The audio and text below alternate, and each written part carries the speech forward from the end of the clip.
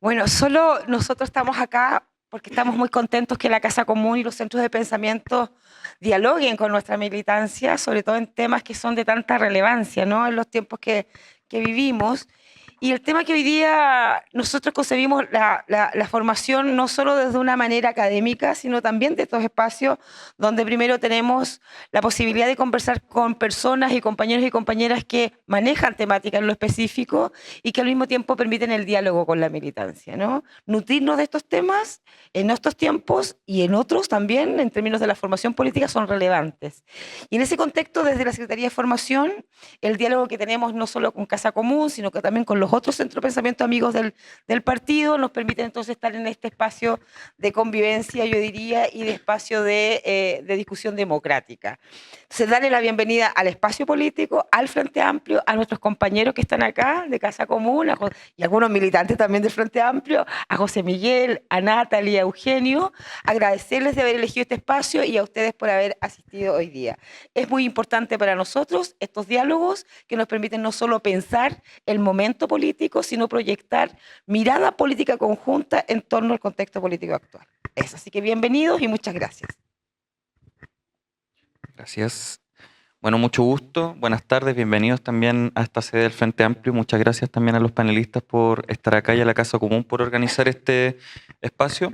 Solo transmitirle tres ideas, fuerza desde la Dirección Nacional y en específico desde la Secretaría de Relaciones Internacionales.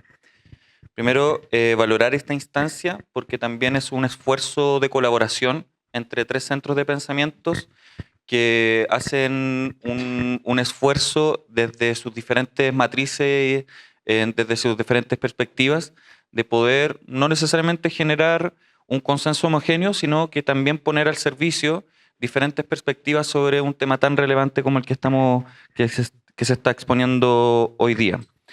Y además tiene un valor porque se pone al servicio también de la militancia y también al público, que es algo que es necesario, un partido y centro de pensamientos que también están elaborando nuevas ideas, nuevas preguntas sobre el escenario global que estamos viviendo. Lo segundo es que este tipo de actividades coincide precisamente también con la visión estratégica que está teniendo la Dirección Nacional sobre el tema internacional. Los principios del Frente Amplio tienen que ver con una mirada latinoamericanista, internacionalista, por el respeto a la soberanía de los países y los pueblos, y también el llamado al multilateralismo desde el sur y el llamado a la cooperación de los pueblos también. Y en ese sentido, el Frente Amplio necesita también elaborar y darle mucha mayor densidad a estos principios. En eso anuncio que pronto vamos a dar inicio también al Congreso, entonces todos estos elementos teóricos y todas estas perspectivas que surjan, por supuesto que va a ser nutritivo para el debate. Y lo otro es que estamos en esta conformación orgánica de esta secretaría que antes no existía en los partidos anteriormente, sino que estaban como coordinaciones de diferentes liderazgos, diferentes espacios, y ahora estamos haciendo un esfuerzo también de poder hacer una coordinación de relaciones internacionales, a las cuales también nosotros tenemos la voluntad de poder coordinarnos con los centros de pensamientos para poder construir también posiciones, por supuesto. Y por último, solo algunos elementos. Los chinos tienen un proverbio que es como más o menos una maldición que dicen, ojalá que tengas tiempos interesantes. Que es como una forma de como decir que ojalá que esté muy contingente tu vida. Y pareciera ser que estamos viviendo tiempos interesantes, ¿no? En donde estamos viviendo un desorden de un ordenamiento mundial que está reorganizando también la economía y lo geopolítico. Pero ahí la pregunta es, ¿estamos pasando de un bipolarismo a un multipolarismo? ¿Estamos pasando de un mundo bipolar a un mundo tripolar? ¿Quiénes son esos actores? Estados Unidos y Rusia, o sea, la URSS lo era antes, y ahora hay más bloques como los BRICS, ¿cierto? Está la India, está China, o quizás se está trasladando también ese bipolarismo de entre Estados Unidos y Rusia a Estados Unidos y China. Son preguntas que de pronto tenemos que empezar a ver y que quizás no están cerradas porque está ocurriendo, ¿cierto? Otra cosa es que usualmente en política se dice que los países del tercer mundo, cuando no tienen la fuerza suficiente y ni la soberanía suficiente, su único acto de soberanía es elegir el imperio que los puede gobernar. Yo creo que desde el Frente Amplio debemos decir, más allá como de elegir, tenemos que apostar siempre a la soberanía, siempre a la cooperación y siempre a la autonomía. Pero para poder llegar a eso, ¿qué es lo que tenemos que hacer? ¿Cómo lo podemos desarrollar? ¿Qué tipo de desarrollo tenemos que crear? ¿Lo vamos a hacer solos? ¿Lo vamos a hacer juntos? Son preguntas que también tenemos que traducir todas estas reflexiones, por supuesto, en una política. Y en función de eso mismo, solo transmitirle unas últimas dos ideas, que esta acción política que haga el Frente Amplio y lo que haga un proyecto de izquierda no se puede traducir solo en administrar frustraciones, sino que también se tiene que traducir en construir esperanzas de futuro. Pero para poder construir ese futuro, así como este nihilismo que dice Mark Fisher de que no es posible pensar un futuro fuera del capitalismo, claro que no es posible pensar un futuro del capitalismo si es que no somos dueños del presente. Para poder construir un futuro y para poder imaginarlo, tenemos que ser dueños de ese presente. Muchas gracias.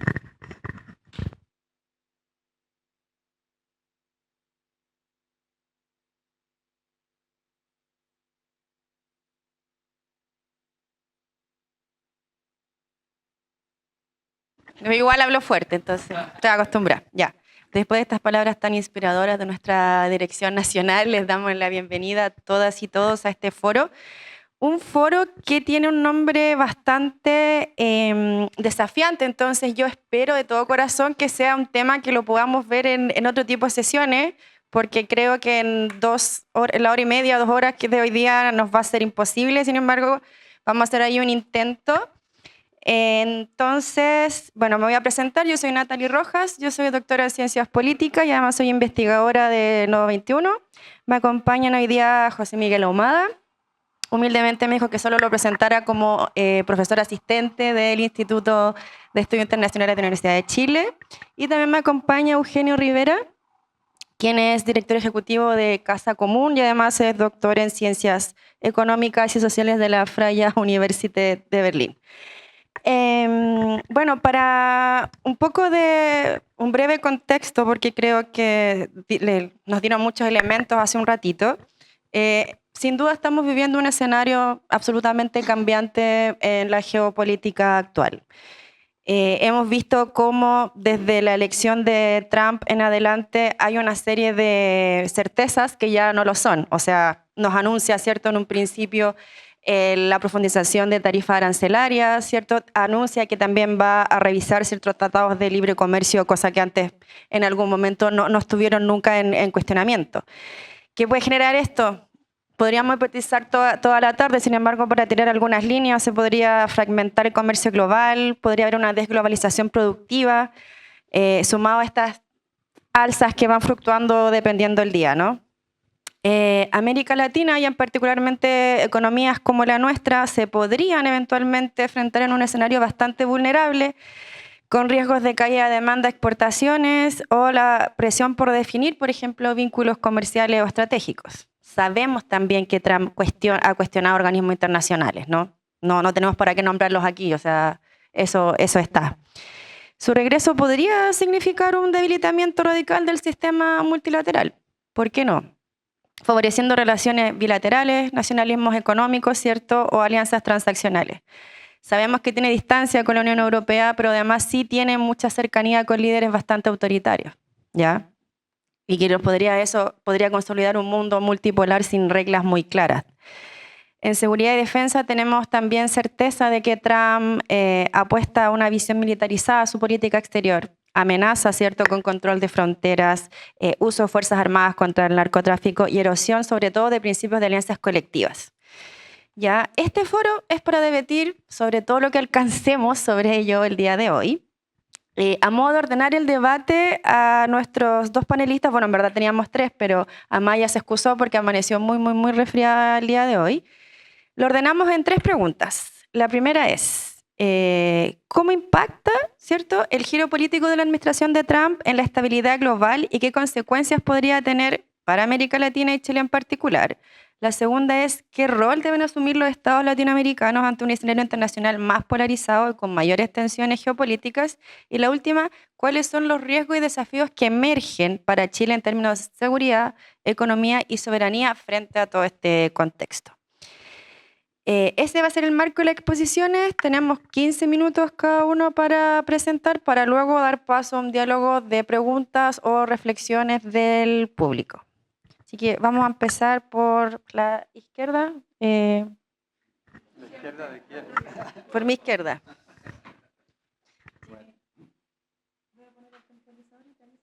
Ok. Bueno, buenas tardes. Muchas gracias por acompañarnos en esta discusión. Bueno, obviamente hoy día se han cumplido 100 días del gobierno de Trump y en ese sentido podemos decir que esta es una historia en desarrollo, porque está recién comenzando. Yo tenía la idea de abordar estas preguntas en torno a cinco temas. Uno, ¿cuál es el proyecto del 2025 que se dice guía la presente administración? Segundo lugar, pensar un poco sobre quiénes son los dirigentes, a quién representa este gobierno tan extraño, cuál es la base social del gobierno de Trump. En tercer lugar, tratar de analizar lo que yo creo que está en el fondo del conflicto internacional, que es la confrontación entre Estados Unidos y China. En tercer lugar, hacer una breve revisión de las principales políticas. En cuarto lugar, ver el tema del impacto sobre Chile y América Latina para terminar con algunas conclusiones. Vamos con lo primero. ¿Qué es lo que decía el proyecto 2025, que fue un documento publicado en el año 2023 con la participación de las figuras más conocidas de la ultraderecha estadounidense? Y en ese sentido, ¿cuáles eran sus objetivos? Que creo yo que es muy importante para tratar de entender de qué se trata, porque en realidad todos los analistas internacionales y sobre todo en Estados Unidos están muy desconcertados respecto a lo que está pasando. Hay en primer lugar como punto de partida el revertir el proceso de ampliación del gobierno que tuvo lugar a partir del New Deal de Franklin Delano Roosevelt. Ahí cambió Estados Unidos y en ese sentido el proyecto de Trump es hacer una nueva revolución, podríamos hablar de una revolución trumpista en los Estados Unidos, que por el rol que juega Estados Unidos en el mundo es naturalmente una revolución global.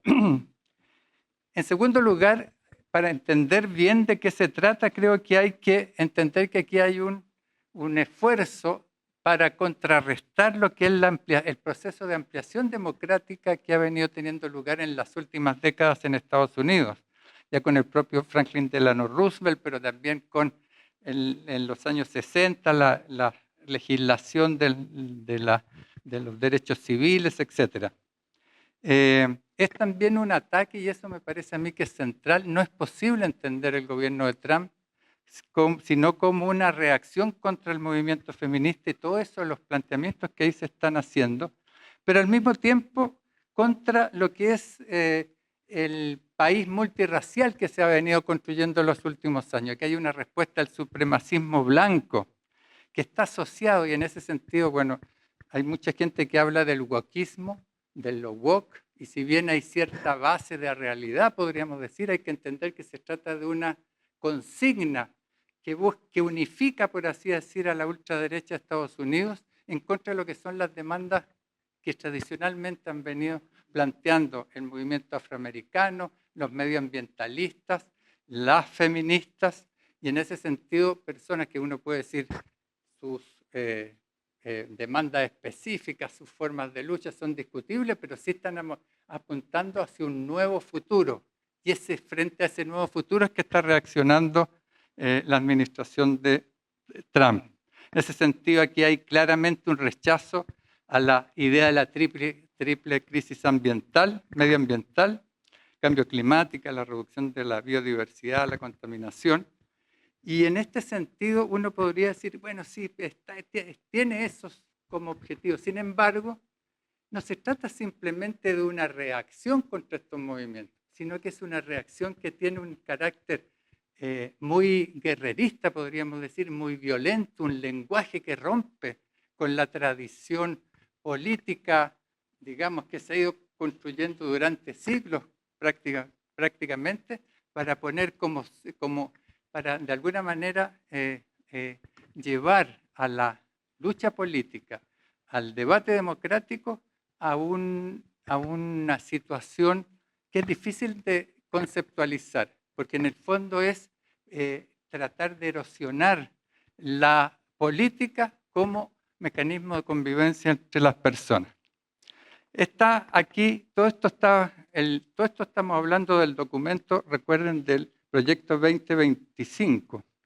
Y ellos están en contra de la inmigración ilegal, de la inmigración legal, y la idea es reducir al máximo el número de personas, digamos, en Estados Unidos, las personas que nacieron fuera de Estados Unidos.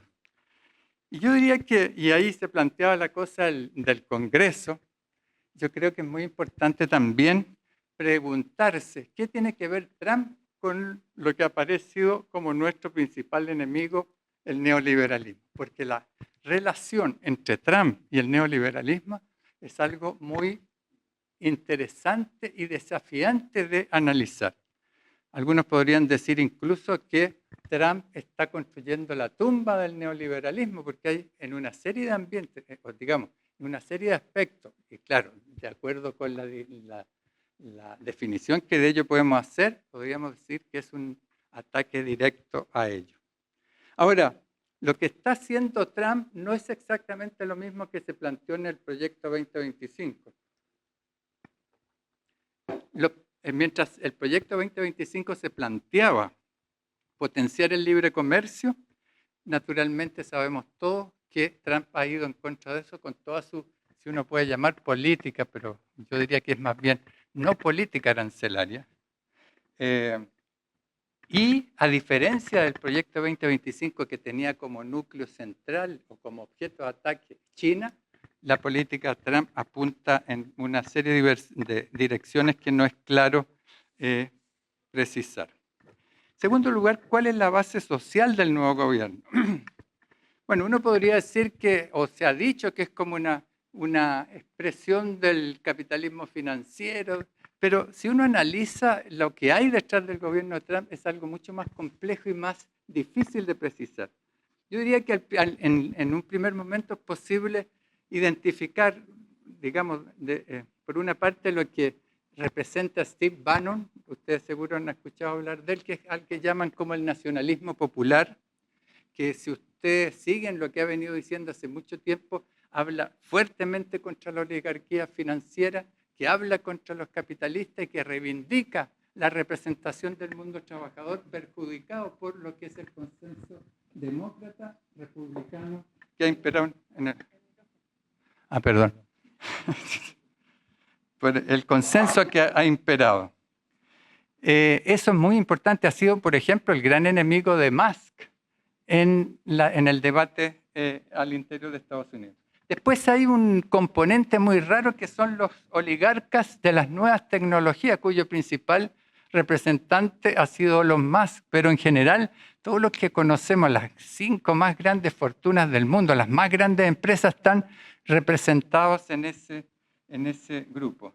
Y les podríamos decir que hay un tercer grupo que son los ideólogos políticos financieros, intelectuales. Algunos dicen es que la derecha le ha ganado a la izquierda con esta idea de los intelectuales orgánicos, porque se trata de gente que no solamente son grandes empresarios, sino que intentan desarrollar una propuesta política e ideológica que le dé como sentido a la mirada.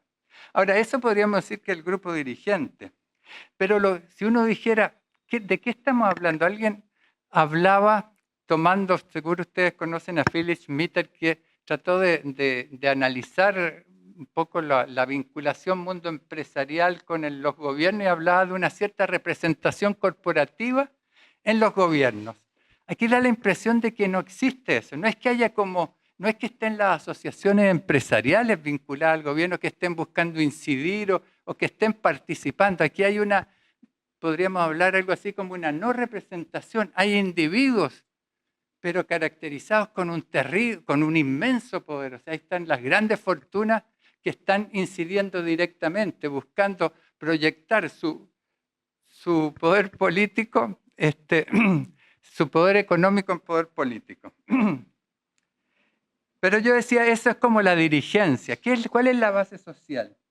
Yo diría que ahí nuevamente volvemos a lo que decíamos, es en primer lugar el supremacismo blanco.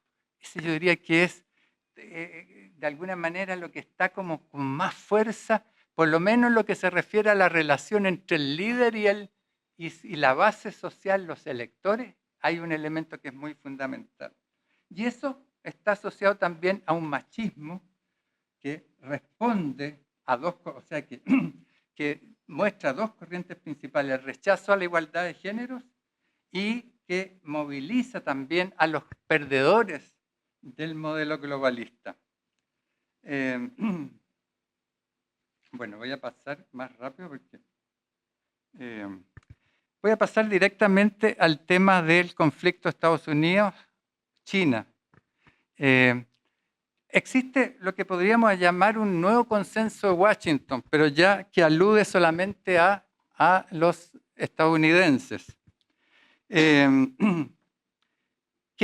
voy a leer aquí para tratar de caracterizarlo más rápido. ¿Cómo ven Estados Unidos a China? Dice, China es una potencia en ascenso y hemos cometido el terrible error de permitir su ascenso. Corremos el riesgo de convertirnos en una potencia en decadencia. China nos estafó, nos arrebató nuestros empleos en la industria manufacturera, nos hizo adictos a nosotros y a nuestros aliados, a su mano de obra barata y sus productos baratos. Y China no solo quiere ser rica, quiere gobernar. Primero Taiwán, después, en fin, ¿quién sabe más? Se dice también que para los líderes empresariales y otras personas en el poder, la idea es que el reconocimiento, o sea, el surgimiento de China se debe básicamente a toda una política de robo, de espionaje industrial, incluso educativo, político, masivo contra Estados Unidos. Los estudiantes chinos que están en Estados Unidos, que llegan a, se hablan de una cifra de 240.000 estudiantes chinos en Estados Unidos, son también espías de esto. Y en ese sentido, todo el surgimiento de China se lo explican en este consenso como efecto de un simple robo. Sin embargo, ¿qué es lo que se están viendo los inversionistas? Y aquí yo cito a Thomas Friedman, un analista del New York Times que conoce muy bien el tema, además otros temas como el genocidio en Israel, en Gaza. Pero dice, ¿qué dicen los inversionistas? Primero vinimos aquí por el mercado, refiriéndose, vinimos a China por el mercado y ahora venimos para estar cerca de la innovación. Y no podemos estar al tanto de la vanguardia de nuestro sector, especialmente en el de los no podemos estar cerca de la vanguardia en la innovación si no estamos en China, en particular en los automóviles. China se dio cuenta que no podía competir con Estados Unidos en vehículos de combustión, así que decidió adelantarse directamente a los vehículos eléctricos y finalmente a los coches de conducción autónoma. Lo hizo convirtiendo empresas de teléfonos inteligentes en empresas de automóviles. Dice, cuando llegué a China después del COVID-19, pensé la última vez que estuve ahí, la empresa Xiaomi era una empresa de teléfonos. Regresé y ahora es una empresa de automóviles. Huawei era una empresa de teléfonos, regresé y era una empresa de automóviles. Así que básicamente pusieron ruedas a los teléfonos móviles. Y en ese sentido, la capacidad de innovación que ha estado desarrollando China en todo el mundo del automóvil eléctrico, en la robótica, en la inteligencia artificial, apareció hace pocas semanas una empresa que de repente apareció con costos y potencial muchísimo más barato. Gracias por los 2 minutos. En ese sentido, hay una capacidad de innovación en China. Y frente a esfuerzos de Estados Unidos por evitar, por ejemplo, exportar bienes considerados por estratégicos, China no solamente aparece que no es, o sea, es afectada en un principio, pero al cabo de 2 o 3 años aparece liderando en aquellos ámbitos en los cuales se había pretendido excluir. el tema clave de las de diversas políticas. Yo creo que aquí el tema fundamental, bueno, sabemos lo que es lo de la deportación. Han deportado en estos 100 días 140.000 personas. Ya sabemos más o menos los métodos que han utilizado. Pero cuando uno analiza la política arancelaria, uno ahí se pregunta de qué se trata. No se entiende de qué se trata. Bueno, aquí José Miguel es experto en relaciones, digamos, en negociaciones internacionales, y seguramente se impresionó cuando de un día para otro definieron una política, voy a redondear, definieron una política arancelaria variada para todos los países del mundo. Había un arancel básico de 10% y después a Corea 50%, etc. Todos saben cómo se calculó eso. Dicen que la forma de calcularse el arancel recíproco era parecido a poner aranceles según el número de vocales que tenían los nombres de los países a los cuales les quería. Esa era un poco la lógica. Y es el país más poderoso del mundo. Eso desde el punto de vista de la formulación de la política. Pero cuando se aplican políticas arancelarias a países, digamos, en industrias, en que la producción está tan distribuida que, por ejemplo, para cobrar aranceles a Canadá y México, era una cosa realmente que requeriría un sistema, digamos, analítico muy sofisticado, porque para el auto que llega a Estados Unidos ha entrado y salido varias veces de Canadá y de México y de Estados Unidos, de Canadá a Estados Unidos. En ese sentido, generar una estructura arancelaria razonable no tenía ningún tipo de posibilidad.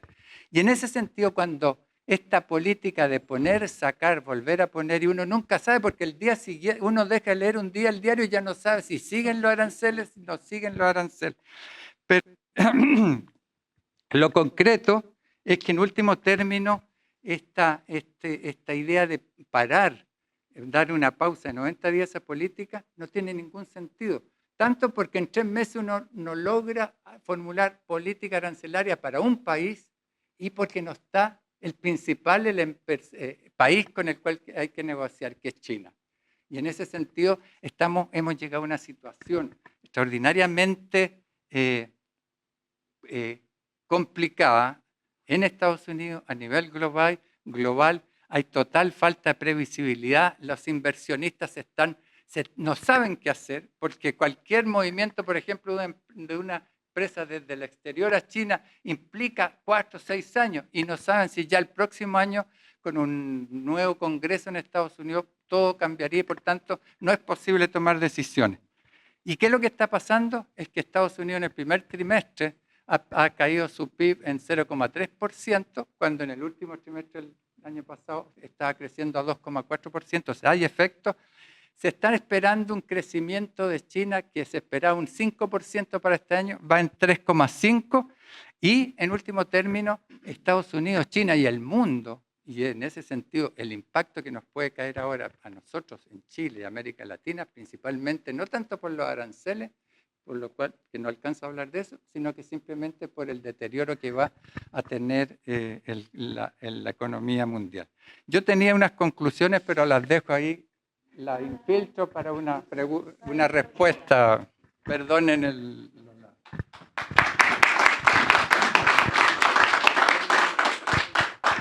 No, súper gracias, Eugenio, por la reflexión, sobre todo por abrir la discusión con esto de la nueva revolución global de Trump, ¿no? Que a quienes venimos estudiando estos temas y cómo estos sectores neoconservadores se apropian, ¿cierto?, de ciertos conceptos que nuestro sector los había utilizado de manera histórica. Así que abrir la discusión con eso me parece bastante provocador y deja, ¿cierto?, una ventana para las eventuales reflexiones colectivas que podamos tener más adelante. Ahora le toca a... Voy a poner también el tiempo. Bueno, primero que todo, muchas gracias a todas y todos por venir. También agradecer a Casa Común por haber tenido la iniciativa de organizar esta actividad. Y también, por supuesto, agradecer la presencia de la Directiva Nacional, compañero Pérez y también la compañera Ahumada y también la presentación de la compañera Pérez respecto a los desafíos y la importancia de este tipo de actividades. Yo quisiera partir con una pregunta que yo creo que todos la hicimos cuando empezó a aplicar esta batalla comercial por parte de Trump, que es ¿cuál es el sentido, cuál es la naturaleza de este gobierno?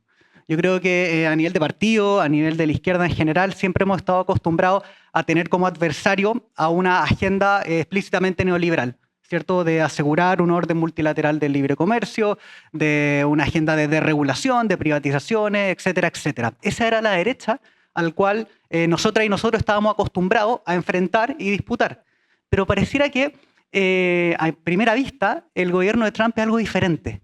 Es una especie de derecha con una agenda que es bastante, no antagónica, pero que plantea un programa que no es el mismo que estábamos acostumbrados por parte de los gobiernos republicanos y de parte del Partido Demócrata, ni siquiera de la agenda neoliberal a escala internacional, que es, a fin de cuentas, la naturaleza del gobierno de Trump. Cuando uno ve en la prensa, siempre, no sé si lo han visto, nos asocian a veces, pero si ustedes eran críticos al neoliberalismo, ustedes deberían estar apoyando a Trump, ¿cierto? Deberían estar apoyando los aranceles. Eso uno lo escucha tradicionalmente en la prensa respecto a nosotros.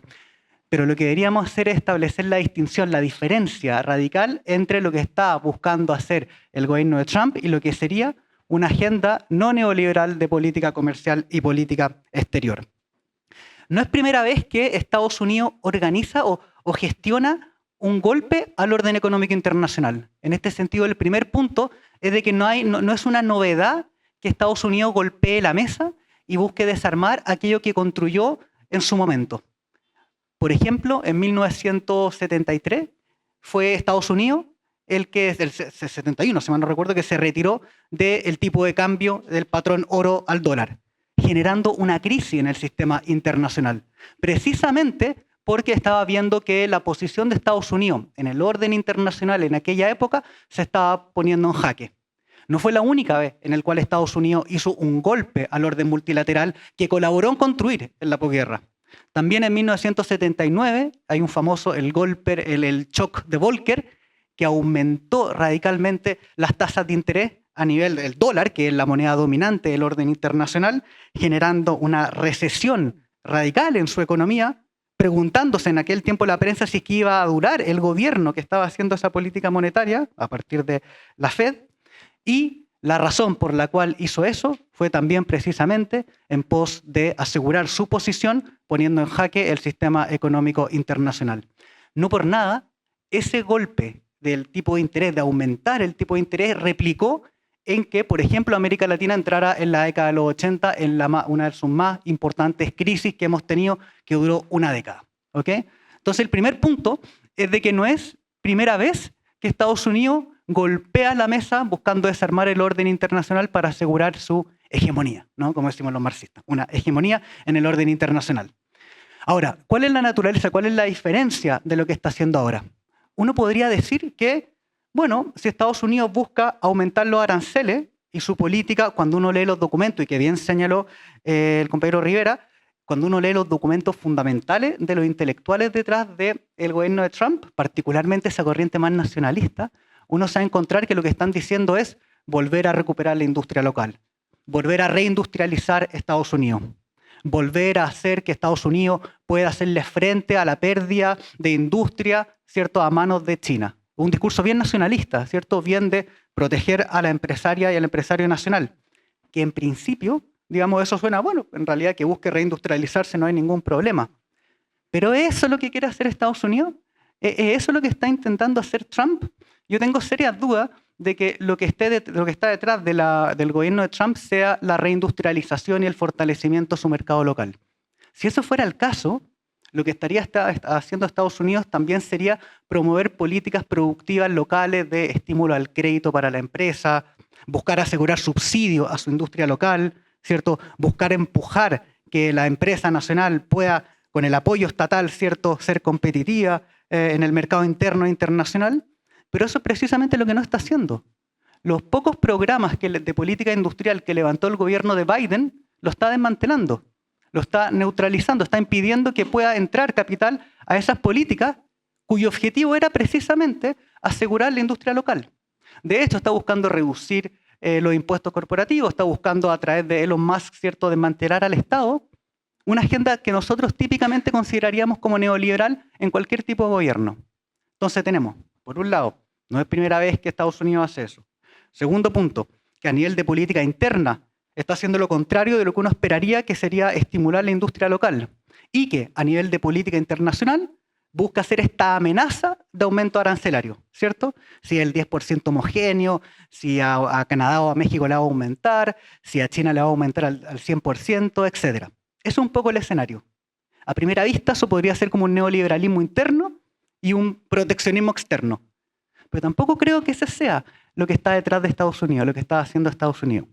Yo creo que en vista de la evidencia que tenemos en la actualidad, la hipótesis que yo creo que es más razonable es de lo que está haciendo Estados Unidos, es decir, ¿saben qué?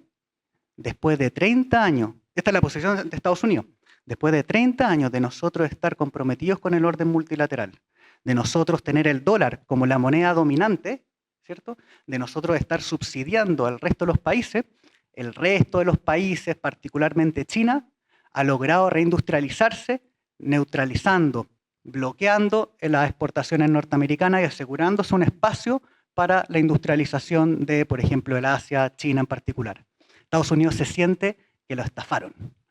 ¿Y cómo poder asumir esa, entre comillas, estafa? Que es decir, básicamente nosotros hemos abierto el mercado, hemos subsidiado el orden multilateral, hemos asegurado la Organización Mundial del Comercio, hemos firmado tratados de libre comercio con la mayoría de los países y la forma en que hemos sido, entre comillas, estafados es que el resto de los países está aplicando proteccionismo. ¿Cómo hacerlo?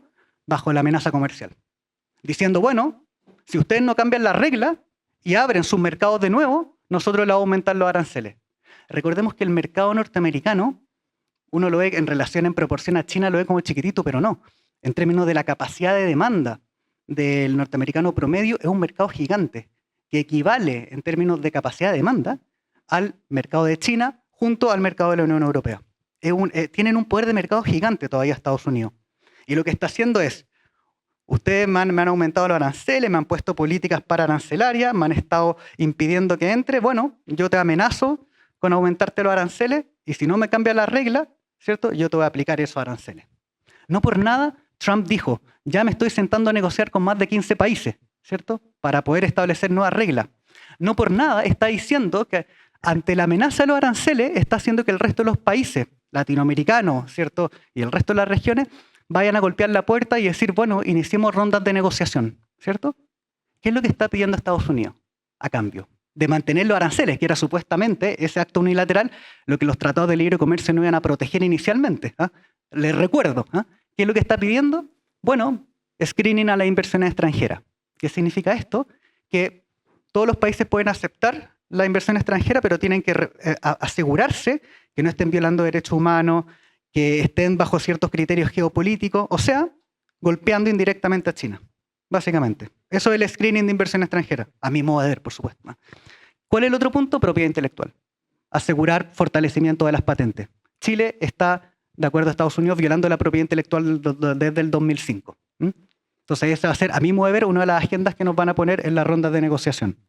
Ese tipo de transacción, amenaza arancelaria, si no me abren los mercados, es algo que estamos acostumbrados en la relación con Estados Unidos desde hace mucho tiempo. Antes era con inversión extranjera, antes era con abrirnos su mercado, ahora es amenaza arancelaria, quebrando el propio orden internacional de multilateralismo y de libre comercio que en un momento empujó.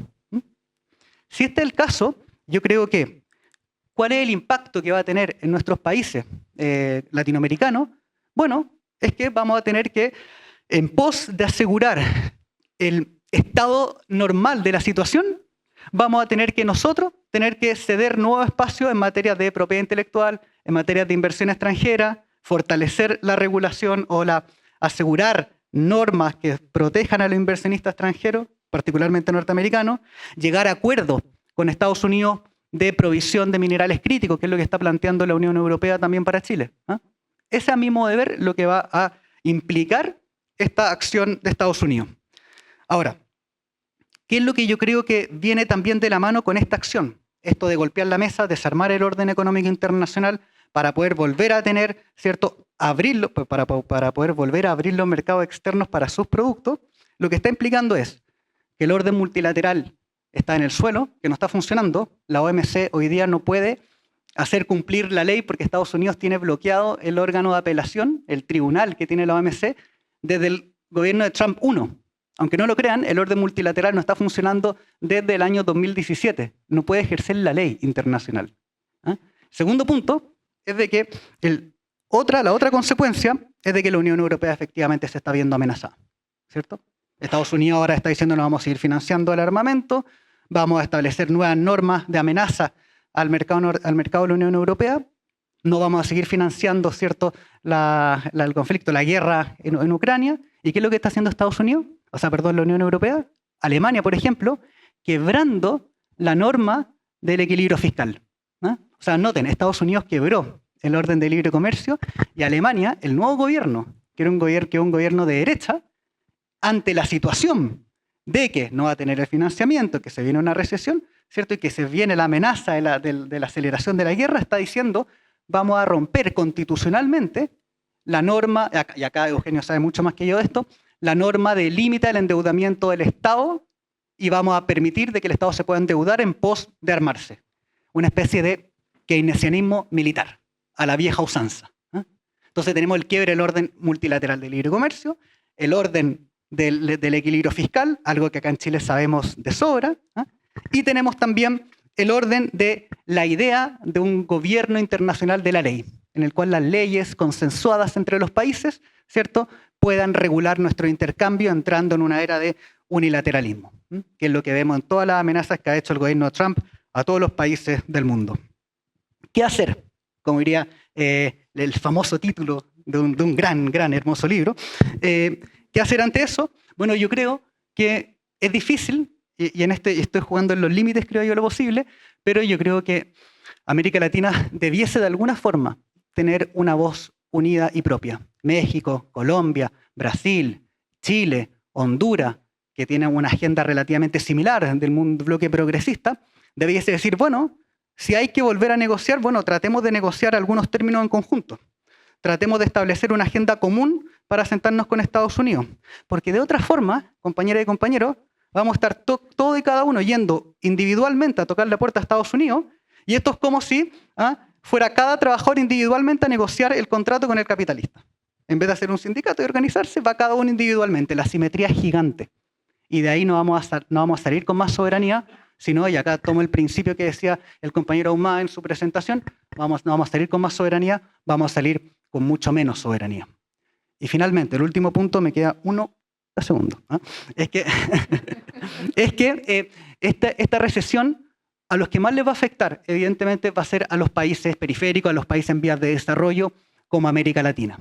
Pero no nos va a afectar solamente porque vamos a tener menos demanda, porque va a caer el crecimiento chino, como bien señaló el compañero Rivera, sino porque nos vamos a transformar en un área de conflicto.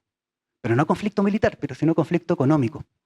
Particularmente, creo yo, países que sean intensivos en los llamados minerales críticos. Litio, cobre, ¿cierto?, energías renovables, tierras raras, todo eso se va a transformar en un escenario de conflicto, lo queramos o no.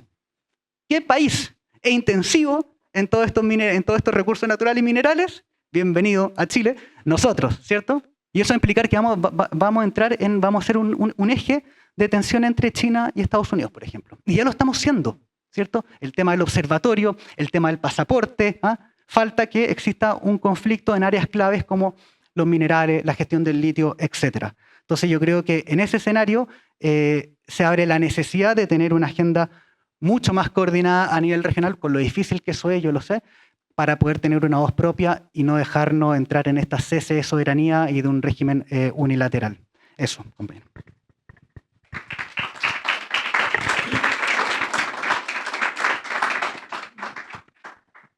Bien, frente a este llamado a la unidad latinoamericana como una estrategia, no como una táctica desde el sur global, vamos súper bien en el tiempo, jefa, tenemos 15 minutos de pregunta y reflexión, entonces la idea es recoger en la primera ronda unas 5 para que se puedan responder en la medida que la puedan responder nuestros panelistas, Y luego, si es que quedasen, hacemos otra ronda. No sé si es necesario el micrófono. ¿Sí es necesario? Ok. Entonces, levantemos la manito quienes tenemos. Justo.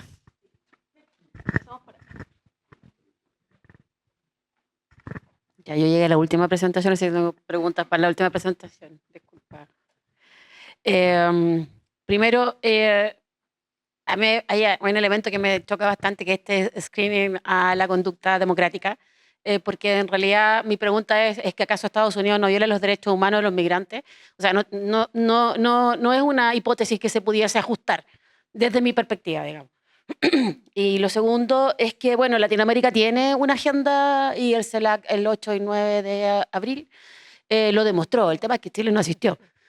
Y yo creo que el problema está más bien en ese aspecto, digamos. Y ahí la pregunta es para los panelistas. La opinión respecto a la necesaria incorporación al CELAC de parte de Chile, de modo tal de efectivamente ser parte de este eje que se construyó hace mucho tiempo y que Honduras lo ratificó, y yo creo en Honduras se ratificó. Entonces me parece que... Y el tercero es el principal conflicto, desde lo que yo estoy investigando al menos, es el agua. No son los metales raros, no es el litio.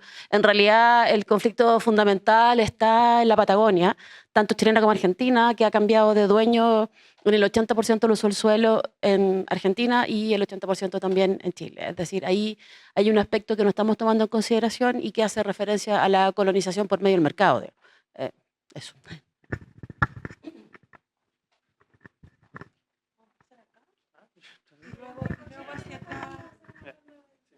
Aló, ya.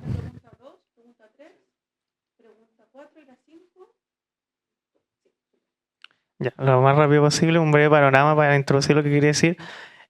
Bueno, hemos visto una serie de situaciones en el país en el último tiempo. Estados Unidos siempre ha presionado directamente a Palacio, a Moneda, para medidas políticas, por ejemplo, como pasó en el segundo gobierno de Piñera, que estaba este trato con Huawei y el Estado, y pegado el telefonazo de la Secretaría de Estado y se bajó.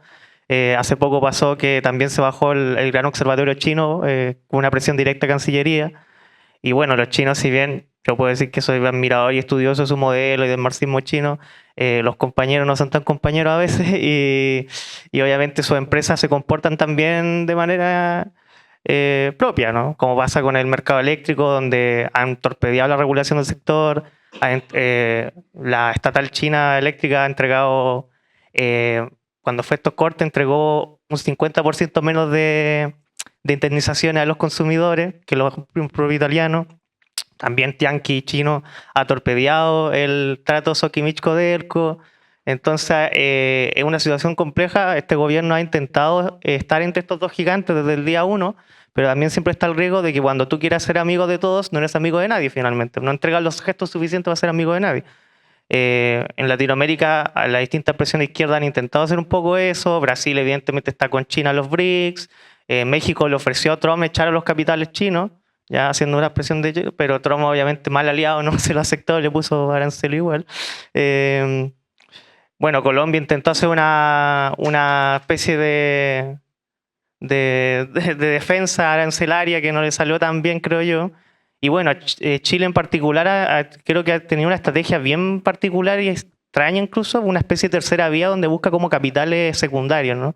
Como tratos con la Unión Europea, la visita de Estado a India, a Brasil, como con esos actores secundarios, así como no se mete ni con los grandes ni con los chicos, sino con los secundarios.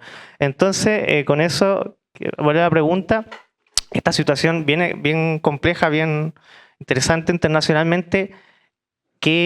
¿Qué puertas creen que Chile debería tocar? ¿Qué gestos, qué medidas internacionales tiene que dar? ¿Ya? Y también cuál es su juicio en la estrategia hasta ahora, que es como intentar buscar capitales secundarios, no meterse tanto con los grandes ni tampoco con los chicos. Entonces, eso fundamentalmente, su juicio de la política internacional de este gobierno en materia económica y qué creen que debería hacer Chile el próximo año en materia económica internacional. ¿Qué medidas, maniobras tiene que hacer? Eso fundamentalmente. Agradecido del panel. Si bien dentro de los objetivos estratégicos de la Cancillería de este periodo está la vinculación con el Asia-Pacífico, y bueno, va de la mano también quizás con la visita que va a hacer el presidente Boric a Japón y a China. Hoy el embajador chino expresó que apoyaría China un eventual ingreso de Chile a los BRICS, dentro del panorama actual que está ahora con esta especie de avanzar hacia el unilateralismo en realidad versus al multilateralismo que ofrece los BRICS. ¿Es un buen camino que Chile empiece a negociar eso hoy? ¿Y qué efectos o resultados creen que podría tener para la política arancelaria del próximo gobierno que pueda surgir?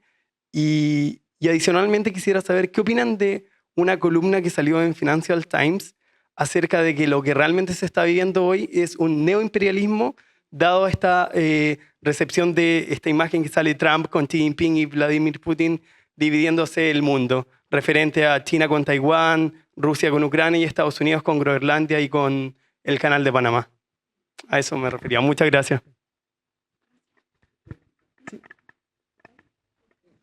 Sí, hola, gracias.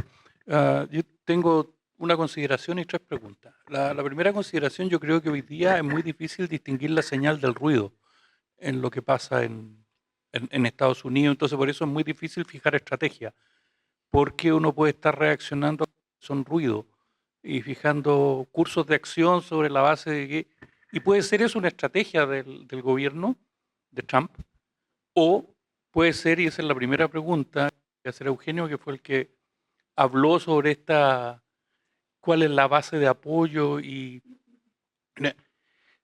si puedes elaborar más sobre cuáles son los conflictos entre estos grupos internos. A mí me llama cuando uno ve el resultado de que un día toman una decisión, que al día siguiente la cambian, que algunas órdenes ejecutivas contradicen órdenes ejecutivas anteriores, etcétera. Que por ejemplo, para el iPhone se decidió que no iban a haber aranceles, etcétera. Yo, así como estudioso del proceso de toma de decisión, uno tiene que suponer que hay un conflicto, porque los resultados no son consistentes en todo el tiempo. Y eso puede dar lugar a fenómenos de corrupción. O sea, en general los sistemas de aranceles están muy asociados con la corrupción. Y entonces, bueno, Eugenio, yo creo que capaz que por eso de la señal del ruido el sistema sea más débil de lo que parece. O sea, porque está minado por conflictos internos que hasta ahora no los conocemos. Ya. Y la segunda presentación tenía 2 preguntas. La solicitud de 2 comentarios. El primero, si puedes comentar sobre la forma en que Claudia Sheinbaum ha llevado la negociación con Trump y si eso pudiera ser en tu mirada una forma en que los países latinoamericanos pudieran inspirarse, tomar algún... Y segundo, una reacción de lo que dijo Andrés Velasco frente a este conflicto China-Estados Unidos. Lo digo porque lo dijo él, digamos, dijo lo mejor es hacerse el muerto, ¿ya? O sea, o en chileno hacerse el hueón. Y entonces, claro, sí, pero yo escucho mucha gente que dice que eso es lo que debiera hacer Chile. O sea, como en la Segunda Guerra Mundial, que fue neutral hasta como una semana antes que terminara la guerra. Entonces, si acaso, a lo mejor esa es nuestra política exterior, hacernos los hueones. Digamos,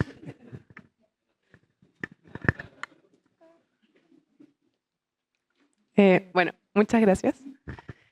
Con respecto al último punto del que hablaba el profesor Ahumada, qué hacer en América Latina y la propuesta que entregaba de dar en conjunto una voz unida y propia, y dado que no se puede contar con la OMC hoy en día en este contexto, por lo mismo que hablábamos recién, mi pregunta va a qué rol pueden jugar los organismos, las organizaciones regionales como la Alianza del Pacífico, el Mercosur o incluso la comunidad andina, que no van mucho tal vez específicamente a lo económico como la comunidad andina, pero ¿cuáles pueden ser los beneficios que nos pueden entregar estas organizaciones hoy a la región?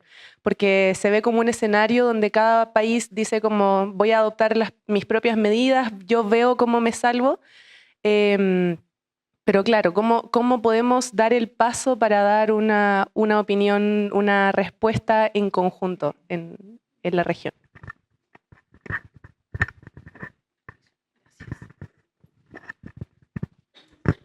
Súper, como tenemos más tiempo el presupuestado, vamos a dar 10 minutos por panelista para que puedan responder con soltura y profundidad, ya que las preguntas están bastante desafiantes para ambos. Entonces les voy a poner el temporizador de 10 minutos a cada uno. Empezamos ahora al revés, pues empezamos contigo y después vamos con Eugenio para que pueda responder desde su perspectiva. 10, sí.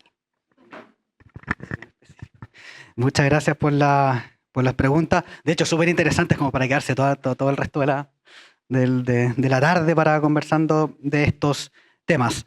Respecto al primer punto sobre la agenda de nuestro país, a ver, yo creo que es difícil, efectivamente, y yo creo que la estrategia que está tomando Chile es decir, acá nosotros tenemos la amenaza de Estados Unidos, tenemos una inestabilidad en el caso de la Unión Europea, y lo que mejor nos puede venir es diversificar nuestro mercado. Y yo creo que ahí el giro que se está haciendo a la India es un giro correcto. O sea, ampliar el mercado a la India nos permite acceder al mercado con la mayor cantidad de población del mundo. Y eso nos puede reducir nuestra dependencia que hoy día tenemos con China, que explica el 40% de nuestras exportaciones. El problema de eso es que yo no sé si va a salir. Todos los gobiernos han intentado avanzar en un acuerdo con la India. Todos los gobiernos de izquierda, derecha, de todo el mundo. Esto no es culpa del gobierno, esto no es una crítica al gobierno. Todos lo han intentado porque es muy difícil negociar con un país tan grande como la India y nosotros un país chiquitito en términos económicos. Entonces, estar tocando la puerta es un desafío mayor para nuestro país. Yo creo que, sin embargo, lo que se está empujando, que el presidente haya ido para allá, es una buena señal y una política correcta para diversificar y reducir nuestra dependencia. Sin embargo, yo creo que eso no puede ser la única acción que nosotros debiésemos tomar. Porque si nosotros solamente buscamos diversificar los mercados y no asumir que hoy día nos están amenazando Estados Unidos con replanteando la regla de comercio, claro, podemos hacernos los muertos, pero el problema de hacerse los muertos es de que lo hemos intentado. Cuando recién comenzó el gobierno de Trump, ¿qué es lo que decía? No solamente el señor Velasco, sino gran parte de los comentaristas y algunos ex cancilleres es: no nos metamos en ese conflicto, no entremos dentro de ese radar. Los acuerdos comerciales nos van a proteger. Tenemos una red muy profunda de acuerdos comerciales y nos vamos a proteger de esta guerra comercial. Nada de eso sucedió. Lo que pasó con hacernos los muertos es que empezaron a amenazar a Canadá y México y no pudieron ser protegidos por su Tratado de Libre Comercio. Amenazaron a Panamá y no pudieron ser protegidos por su Tratado de Libre Comercio. Amenazaron a Colombia y no importó que tenían acuerdos comerciales, mientras nosotros decíamos que a nosotros no iban a respetar nuestros acuerdos y que teníamos que guardar silencio. ¿Y qué fue lo que pasó? Nos amenazaron a nosotros también con el 10%. Yo creo que hacerse los muertos en este contexto no nos va a ayudar para poder proteger la soberanía nacional en áreas como, de nuevo, patente, régimen de inversiones, y mecanismos para arancelarios. Y para eso, yo creo que la acción debiese ir encaminada a fortalecer los nexos regionales para tener una voz relativamente propia, y sé que suena utópico, pero por lo menos avanzar hacia algo de esas características para poder ganar algo en esta negociación y no salir nosotros para atrás y terminar cediendo aún más espacios de política de lo que hayamos cedido con los acuerdos comerciales, que ese es otro tema que podemos discutir. Entonces yo creo que esa acción de hacernos los muertos, como decía el ex ministro de Hacienda, creo que no nos van a llevar a buen sitio. Respecto al tema del BRICS, bueno, yo he escrito algo al respecto y yo creo que no es mala idea. Tampoco hay que hacerse grandes ilusiones con el BRICS. No es la panacea, no es un bloque muy consolidado, es un bloque que tiene conflictos internos, fronterizos, como todos los bloques, como todos los acuerdos regionales y todo este tipo de estrategias. Ahora bien, el BRICS tiene una virtud, que por lo menos se están sentando a negociar o a discutir respecto a qué tipo de orden multilateral queremos que sea alternativo al que hoy día está en el suelo. Están sentándose a discutir y yo creo que eso es un espacio en el cual Chile tiene que estar presente, tal como lo estuvimos, y acá estamos en el Frente Amplio, ¿cierto?, en un partido de izquierda, tal como lo estuvo Chile durante los 70, el 72, con la UNCTAD 3 cuando se hizo en nuestro país. Yo creo que es posible que Chile sea parte de esas discusiones y el BRICS puede abrir ese espacio también.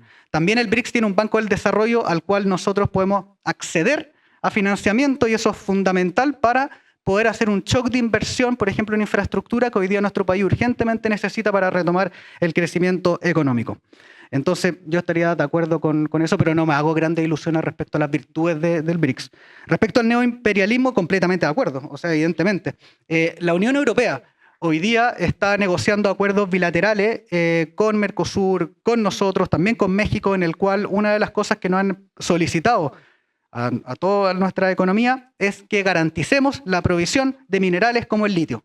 Capítulos con nombre y apellido respecto a asegurar provisión y un precio de litio para los mercados europeos. Eso es una forma de que nosotros nos tengamos que aliar para proveerle litio a la Unión Europea y poder, digamos, tenerlo a ellos en la primera parte de la lista. Eso lo está haciendo no solamente la Unión Europea, sino también Estados Unidos, lo está haciendo todos los países, incluido China. Entonces yo creo que la Unión Europea está tomando acciones bien, no quiero decir la palabra, pero bien típicamente asimétricas, por así decirlo. Estados Unidos lo está haciendo ahora con su amenaza unilateral y amenazándonos nosotros tener que modificar de nuevo nuestro orden institucional. Y China hoy día no nos ha golpeado, pero también hay que ver la forma en cómo se ha comportado China en África. Digamos, las inversiones que ha hecho en África, los conflictos laborales, los conflictos territoriales que ha implicado la inversión extranjera de China en África es algo que hay que poner atención y que también tiene todas las características típicas de una relación asimétrica entre centro y periferia. Entonces sí, me gusta la categoría neoimperialismo, nueva dependencia, podemos discutir respecto digamos, considerando el marco teórico que cada uno tenga, ¿no? Respecto al tema de ya respondí un poco lo de mejor hacerse los lesos. Lo de Claudia Sheinbaum, yo creo que ha tenido una gran cualidad como liderazgo mexicano. Yo creo que ha tenido una gran negociación, ha logrado frenar el aumento arancelario norteamericano. Sin embargo, yo creo que México es una situación muy específica. México tiene un lazo muy fuerte de dependencia con Estados Unidos y yo creo que es difícil que México pueda tener una visión muy aliada con el Cono Sur, considerando su situación geopolítica con Estados Unidos. Creo que siempre ha sido así con la situación de México. Espero que algún día pueda haber un escenario para cambiar. Pero sí, yo creo que va en la línea correcta. También yo creo que Canadá, por lo menos, ha logrado bloquear algunas de las medidas de Trump. Respecto al tema de... me quedan 3 minutos. Respecto al tema de la última pregunta de los regímenes regionales en América Latina, yo creo que sí. Y yo creo que el CELAC es un muy buen espacio. Es un muy buen espacio político para poder establecer este tipo de discusiones. Y yo creo que, por decirlo de alguna forma, Chile debería tenerlo como en su agenda importante en términos de política exterior. Porque a través de la CELAC, en particular de la CELAC, Chile puede discutir estrategias comunes con el resto de los países de América Latina. Pero no solamente estrategias comunes en el plano regional para poder enfrentarse a Estados Unidos, sino también para que América Latina tenga una voz propia en la discusión inevitable que va a venir respecto a qué tipo de orden multilateral de comercio queremos tener. Si hoy día los acuerdos bilaterales de libre comercio, los acuerdos bilaterales de inversión, la OMC no están funcionando, no por culpa nuestra, sino por culpa de los países desarrollados, quiere decir que el orden se está derrumbando de alguna forma, ¿eh? Y algo tiene que emerger de eso. En política los vacíos duran muy poco tiempo, algo lo va a llenar. Y ahí es donde yo creo que Chile y la región debiese tener una voz como la tuvo en su momento, en los 50, 60, 70, fue en América Latina y en Chile, donde emergió el concepto de la soberanía permanente de los recursos naturales. De las pocas batallas que hemos dado exitosamente en el orden multilateral fue ese tipo de batalla. Fue en nuestra región donde emergió la idea de que el mar tenía que ser propiedad de los estados y no se podía dejar a manos del mundo privado. Y ahí fueron los límites, yo no sé las categorías específicas, pero las millas, ¿cierto? Las millas que tenían en propiedad del Estado fue por batallas que se dieron desde América Latina en el orden multilateral, ¿eh? El hecho de que en el 72 se haya hecho la UNCTAD 3 acá en Chile es un fenómeno muy importante, porque fue la discusión en ese espacio de respecto a crear un nuevo orden económico internacional, que resultó en que el 74, en la Asamblea General de las Naciones Unidas, por primera vez en la historia, todos los países de África, América Latina y Asia pudieron consensuar e imponerse en la Asamblea General la necesidad de generar un nuevo orden económico internacional que asegurara transferencia tecnológica, soberanía permanente de los recursos naturales, códigos de conducta para las empresas transnacionales, etc. ¿Cómo nos fue ahí? Perdimos. Como en general, no nos ha ido muy bien en las batallas políticas, no lo sabrá uno, ¿no? Pero yo creo que Pero, sin embargo, pero yo creo que lograron avanzar algunos pasos. Exigir lo imposible, solamente exigiendo lo imposible se puede lograr lo posible, decía Max Weber, y yo creo que por lo menos fijando esa ruta podemos alcanzar algo, ganar algún espacio en esta tabla de ajedrez entre los países desarrollados y los países en vías de desarrollo. Eso. Gracias por la precisión del tiempo. Ahora, a ti sí que te lo voy a poner aquí para que lo veáis. ¿Ya? No, sí, te voy a poner ahí para que lo veáis. Ya. Oye, no, hacer una broma. Yo reconozco que estás en tu derecho. Y yo estaba violando la ley aquí. No, pero bueno, muy buenas las preguntas. Yo le encuentro... o sea, me parece que es muy sabio lo que decía Vicente respecto a que es difícil desarrollar o formular una propuesta cuando las cosas aparecen tan mezcladas, ruidos y señales, ¿no? Y yo creo que para analizar, digamos, lo que son la posibilidad que Chile se incorpore al BRIC o al CELAC, bueno, que de hecho está, pero que no está muy metido protagónicamente, creo que es importante analizar cuáles son los cambios globales que están en marcha, porque creo yo que no estamos en la época de la Guerra Fría, en que existían, por así decirlo, existía Estados Unidos y la Unión Soviética, y que todo lo que hacía Estados Unidos era pésimo y lo que hacía la Unión Soviética era fantástico. Estamos por así decirlo, en un desorden internacional en que los buenos y los malos están aquí, están allá, y está muy raro el movimiento. En ese sentido, yo creo que creo que al contrario de lo que decía Marx, que hemos ocupado mucho tiempo en interpretar el mundo y ahora hay que cambiarlo, creo yo que en este momento hay que interpretar el mundo y después pensar qué es lo que cambiamos, porque realmente creo yo que predomina una gran confusión. ¿Cómo caracterizar el mundo?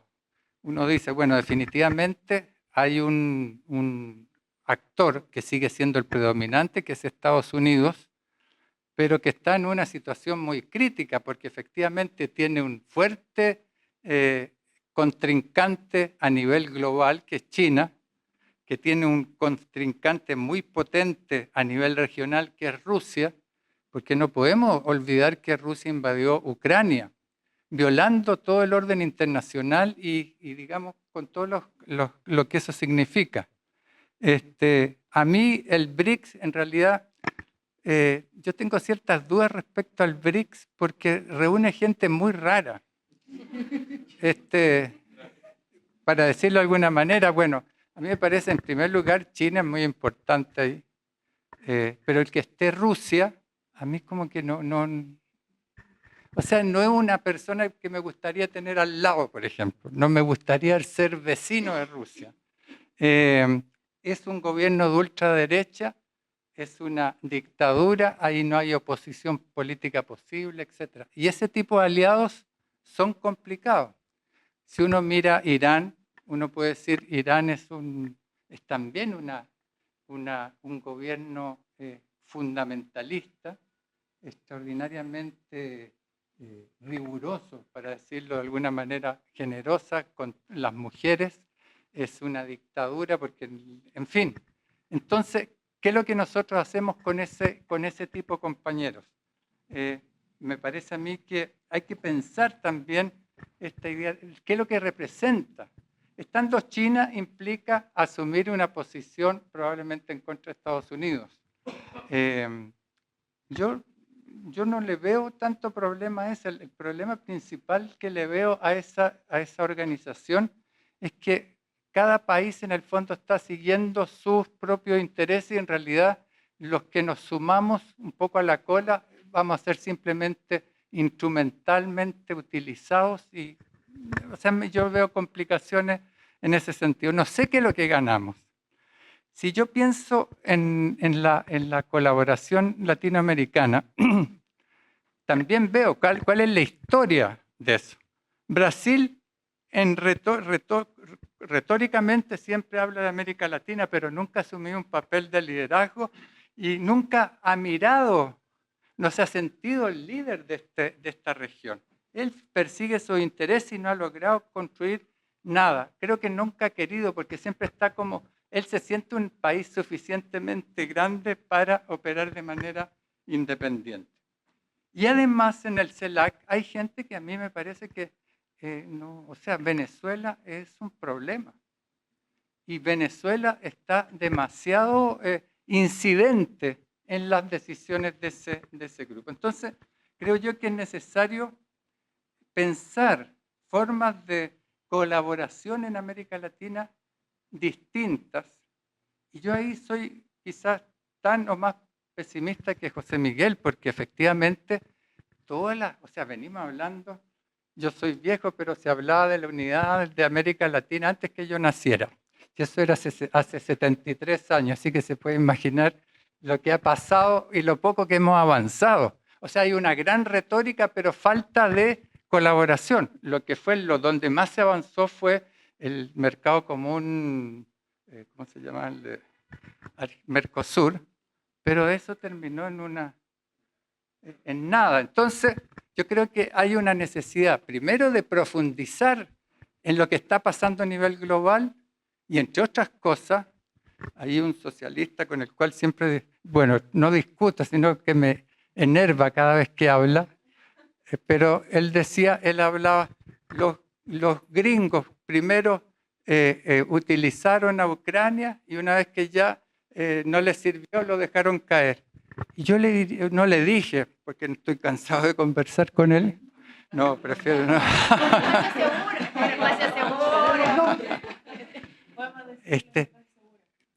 Una persona muy querida en la izquierda, Luis Mayra, luego del golpe se fue a México y participó en la formación del CIDE, el Centro de Investigación y Docencia Económica, en la cual yo tuve también suerte de ser profesor algunas décadas después. Pero él lo que descubrió, no es que lo haya descubierto en ese momento, pero lo que él hizo conocer que Estados Unidos es un país extraordinariamente complejo, que uno no puede decir Estados Unidos no lo puede tratar como un actor. Y esa misma persona, que no voy a decir su nombre, todo el tiempo estaba diciendo que daba lo mismo que ganara Trump o que ganara Biden, la Kamala Harris. Y hemos visto las tremendas diferencias que hay entre que haya ganado Trump y que hubiese seguido algo parecido a lo que estaba haciendo Biden, que no era tampoco una cosa de mi agrado, pero sin embargo hay una tremenda diferencia. Entonces, ¿a dónde voy con todo esto? Que necesitamos reflexionar respecto a lo que está pasando, modificar nuestra manera de analizar las cosas, entender mejor lo que está pasando y sobre esa base buscar desarrollar una política exterior que sea capaz de dar cuenta de lo que estamos viviendo. Ahora, lo que estamos viviendo, y yo creo que en ese sentido ha sido importante lo que hemos hecho, porque nosotros estamos, por así decirlo, en la zona de influencia de Estados Unidos, pero nuestro principal socio comercial es China. Y eso quiere decir que hemos desarrollado habilidades para manejarnos en este mundo teniendo presente el interés nacional. Y yo creo que eso es lo que hay que ver, cómo se hace eso en las nuevas circunstancias. Porque aquí las cosas se empiezan a poner más serias, pero tenemos armas, tenemos una tremenda diversificación exportadora. Ahí leía que el ministro Marcel hablaba que exportamos el 16% de nuestros productos, de nuestros bienes exportados a Estados Unidos. Y 16% ya no es tanto, pero además dice, si ellos nos pusieran obstáculos a las exportaciones de cobre, las cadenas de valor de 6 o 7 estados de Estados Unidos entrarían en una seria crisis. Entonces no estamos tampoco así como para... Yo no estoy de acuerdo que hay que hacerse el muerto. Me pareció muy bien cuando el presidente Boric se refirió en contra de lo que estaba haciendo Trump, porque aquí hay una lucha política e ideológica que dar, pero es una cosa distinta, son otras las vías las que tienen que orientar nuestro movimiento en diplomacia y nuestras relaciones económicas. Yo creo que lo que hacen los mexicanos, y eso no solo a partir de Sheinbaum, sino que desde siempre, los mexicanos están acostumbrados a operar de una forma muy astuta, a moverse, a aprovechar las cachañas como son son como Caselli en la política internacional. Bueno, ustedes no conocieron a Caselli, pero yo creo que de eso se trata. Yo creo que es mantener lo que estamos haciendo y ver cómo nos podemos mover de manera inteligente en esto y tenemos instrumentos para hacerlo. Bueno, ya me comí casi el 95%, pero termino yo respecto a la pregunta de la contradicción, y con eso termino en Estados Unidos. A mí me parece que yo ya daba una primera pista, y que esto no es lo que conocimos como modelos de gobierno tipo Corea, tipo Japón, etcétera, en que habían representaciones corporativas asociadas estrechamente a los gobiernos. Esta es otra cosa, una cosa distinta. Son grupos de personas. Podríamos decir que estos grandes dueños de las más grandes empresas son poderes en sí mismos. Basta pensar que Musk no solamente tiene un montón de empresas, sino que maneja Twitter. El otro, el Zuckerberg, el WhatsApp, el Facebook. Es decir, el dueño de Amazon es el dueño del Washington Post. En fin, o sea, se transforman en elementos que individualmente tienen un tremendo poder, y ese, yo diría, una tremenda amenaza contra la democracia. Pero también está el mundo fundamentalista, que tiene religioso, el fundamentalismo religioso. Trump es no voy a decir mejor, es lo menos religioso que uno se podría imaginar, lo menos respetuoso de las mujeres, pero no le perdonan todo a Trump porque tiene 2 o 3 definiciones claras: el antiabortismo, digamos, todo lo que tiene que ver con políticas de identidad, entre comillas, no las acepta, etc. Entonces yo creo que hay un componente en términos de una relación que yo diría que aquí el populismo es una cosa muy importante. Hay una relación entre el líder populista, en este caso de ultraderecha, y la población que se mueve por mecanismos que son muy difíciles de entender. Pero mucho se ha discutido, y los especialistas en materia de populismo hablan mucho del populismo fuera del gobierno. Entonces tenemos a este payaso aquí, que es el Jonathan Kaiser, que dice cualquier cosa.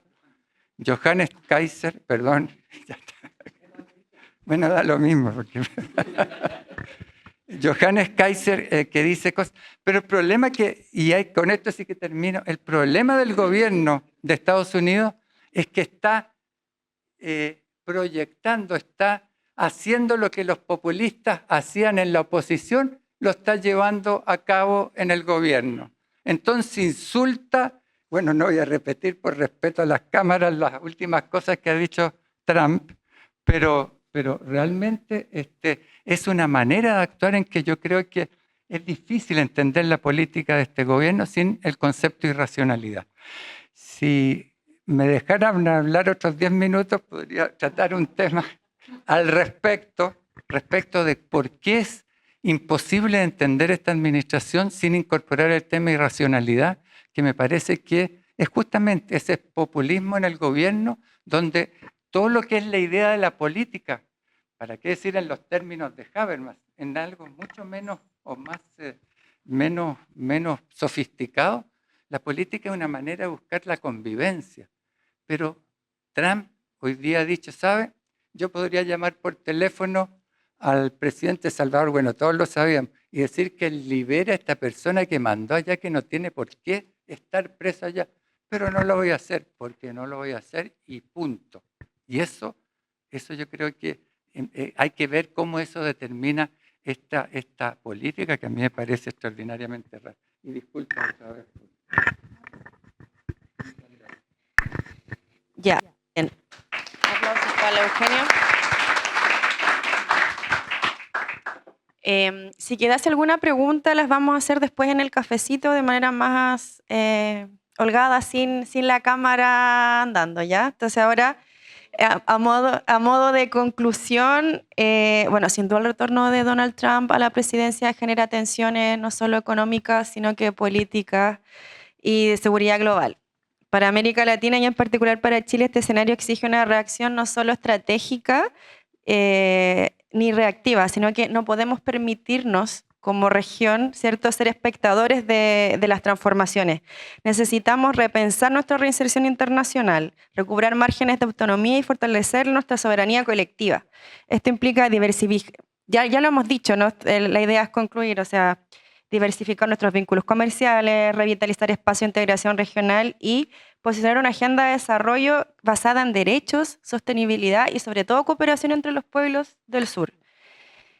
La izquierda tiene el desafío histórico de disputar este nuevo orden, no solo con una respuesta institucional o programática, sino desde una propuesta política transformadora que conecte nuevamente con la ciudadanía, con las mayorías, desde una ética democrática, inclusiva y solidaria. Entonces, en este mundo que gira hacia la incertidumbre, la alternativa no puede ser solo el repliegue, la designación, ni estos foros, por mucho que nos guste venir y son necesarios para el crecimiento político, sino que tenemos que tener la audacia de construir un horizonte común desde el sur. Entonces, les agradecemos a Eugenio, a José Miguel.